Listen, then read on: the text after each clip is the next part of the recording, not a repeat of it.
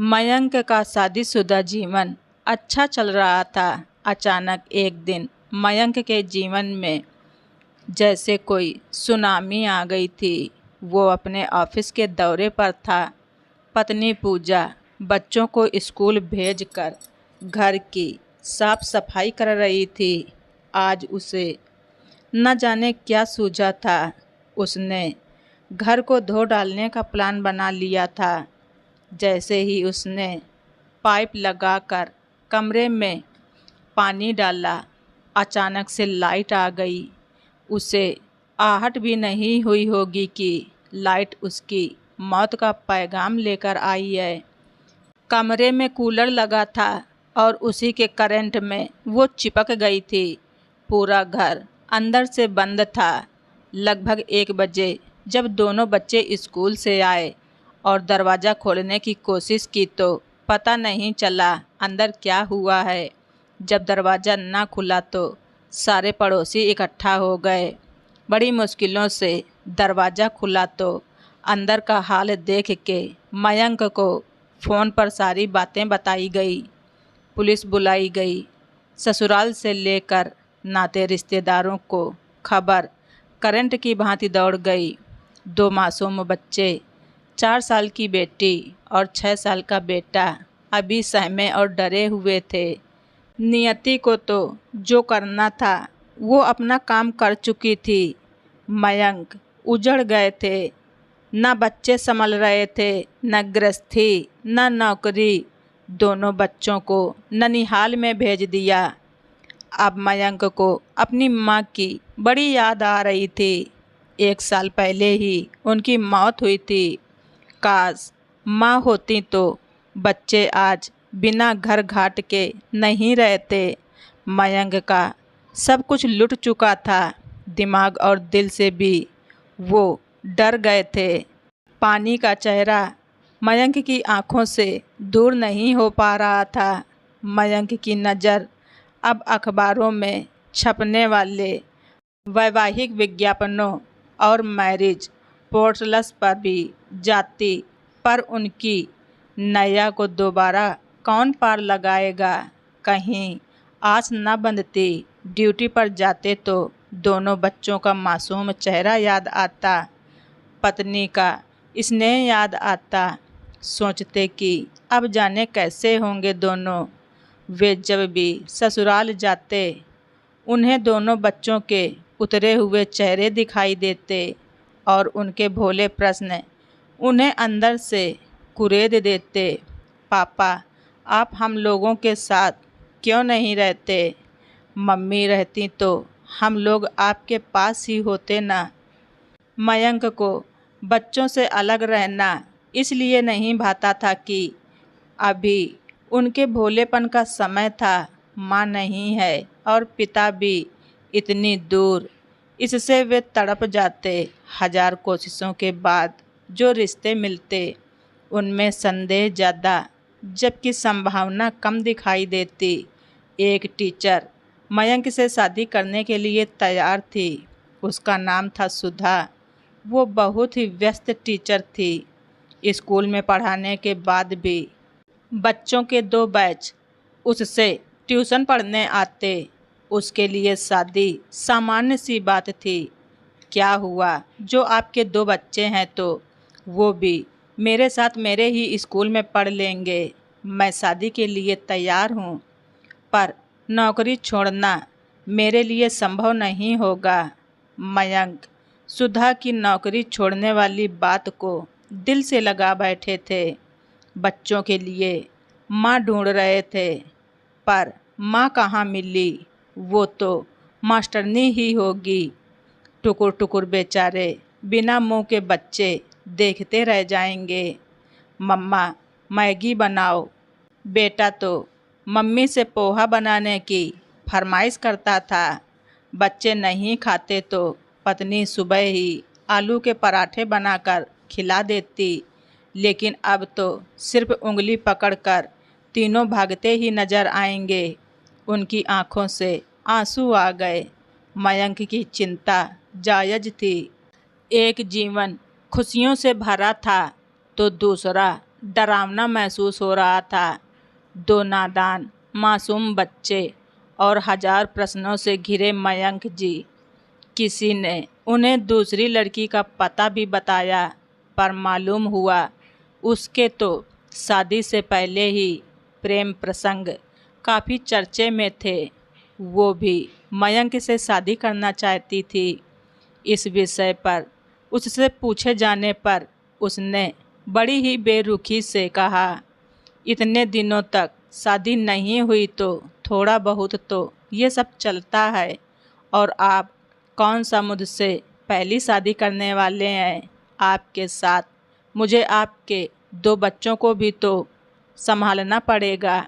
मयंक उसकी बातें सुनकर दुखी हो गए। बेजान बुझकर शादी के लिए कैसे हाँ करते? उसके चरित्र का प्रभाव बच्चों पर भी पड़ेगा। इतने गिरे तो मयंक नहीं हो पाते।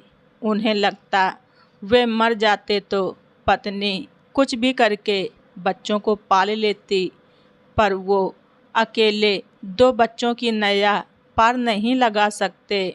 वो अपने दोस्तों के घर भी जाते तो उनके लिए सिर्फ संवेदना दी जाती। उन्हें तो जीवन चाहिए था। एक खुशगवार घर का, एक मुस्कुराती पत्नी का, 2 हंसते खेलते बच्चों के भविष्य का। पता नहीं वे कुछ समझ नहीं पा रहे थे। उन्हें अपने अकेलेपन पर तरस आता। अपनी पत्नी पूजा और दोनों बच्चों की फ़ोटो लेकर वो घंटों रो लेते, पर जीवन का हल नहीं दिखाई पड़ता। कई कई दिनों तक वो छुट्टियां लेकर बिना खाए घर में ही रह जाते। न किसी से मिलते, न बातें करते। अखबार के विज्ञापन में पत्नी ढूंढते। इसी तलाश में वो गरीब से गरीब घर की लड़कियों को भी देख आए थे। विधवा और छोड़ दी गई महिलाओं के साथ भी मयंक गठबंधन को राजी थे, पर कुछ न कुछ दिक्कत सामने आ जाती। विधवा स्त्री भी 2 बच्चों के पिता के नाम पर तैयार नहीं होती। एक महिला तो मयंक से पूछ बैठी थी कि पत्नी दुर्घटना में मरी थी या मारा था। मयंक टूट चुके थे।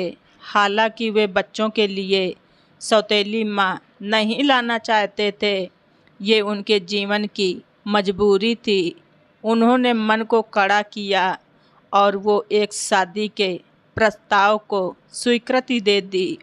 जीवन की मजबूरियों ने उन्हें बहुत मजबूर किया था। इस बार सिमरन से शादी की सहमति उन्होंने दे दी। मयंक एक अच्छे इंसान थे। सिमरन उनके सामने दुबली सी आम लड़की थी। उसने उनकी मजबूरियों को सुना था, जाना था, और उसने अपनी सहमति दे दी थी। शादी हो गई। सिमरन ने गृहस्थी भी संभाल ली थी। सभी कहते थे सौतेली माँ बच्चों का ख्याल नहीं रखेगी, अपने ही सुख सुविधाओं का ख्याल रखेगी। वर्षों की धारणा को सिमरन ने मिट्टी में मिला दिया था। बेटी बेटे को वो अपनी देख रेख में रखती, उनके खाने पीने की सारी व्यवस्था करती। मयंक का अब समय अच्छा था कि उन्हें सिमरन जैसी दूसरी पत्नी मिली थी। खाना पीना, साफ सफाई, बर्तन कपड़े और आखिर में पति के पांव दबाकर सोना सिमरन की आदत थी। मयंक के घर वाले दबाव बनाते कि एक काम वाली बाई को क्यों नहीं रखते बच्चों को संभालने के लिए। पत्नी को मशीन क्यों बनाया है? कई बार मयंक सिमरन से कहा, पर उसने कहा कि वो सारा दिन घर में क्या करेगी। मयंक कहते थे कि घर सिमरन का अधिकार क्षेत्र है, वही जाने घर कैसे चलाना है। सिमरन भी तुरंत मयंक के पक्ष में खड़ी हो जाती। बोलती, मुझे सारे घर का काम करना पसंद है, मैं सब कर सकती हूँ, पर क्या ज़रूरत है इन सब की। धीरे धीरे बच्चे पढ़ने लगे। मयंक भी नौकरी पर जाने लगे। सिमरन वैसे ही सेवा भाव से कार्य करती रही। पुरानी मान्यताएं और परंपराएं उसके सामने सब गलत साबित होती गईं। समझ में नहीं आता किसके कैसे रूप हैं।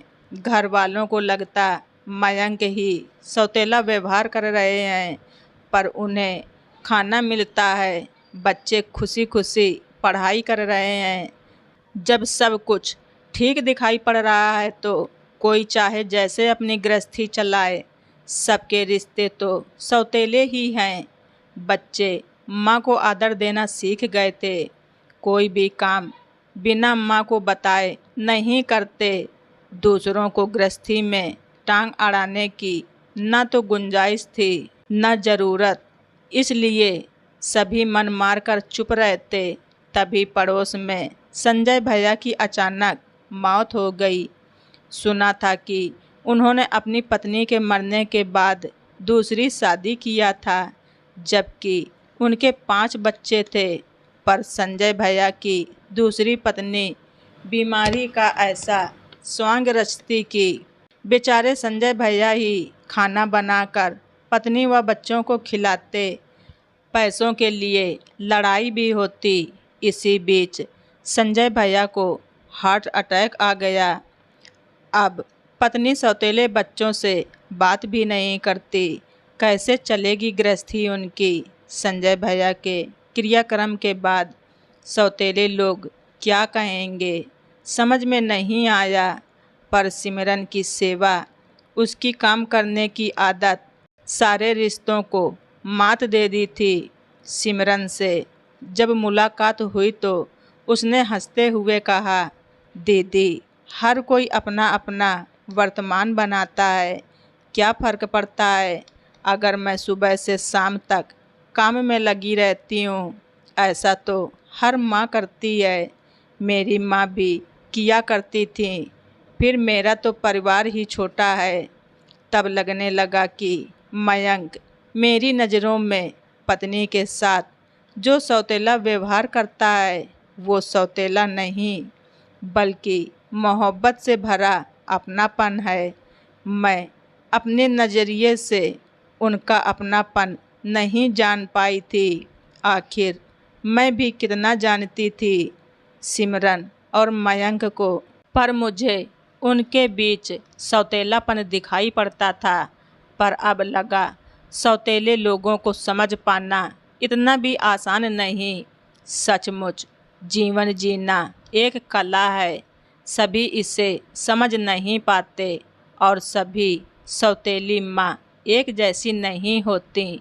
तो दोस्तों, आप सभी लोगों को हमारी ये स्टोरी कैसी लगी कमेंट बॉक्स में ज़रूर लिखें। चैनल पर नए हैं तो सब्सक्राइब करना ना भूलें। हमारी स्टोरी को ज़्यादा से ज़्यादा शेयर करें। धन्यवाद। रिचा वॉइस।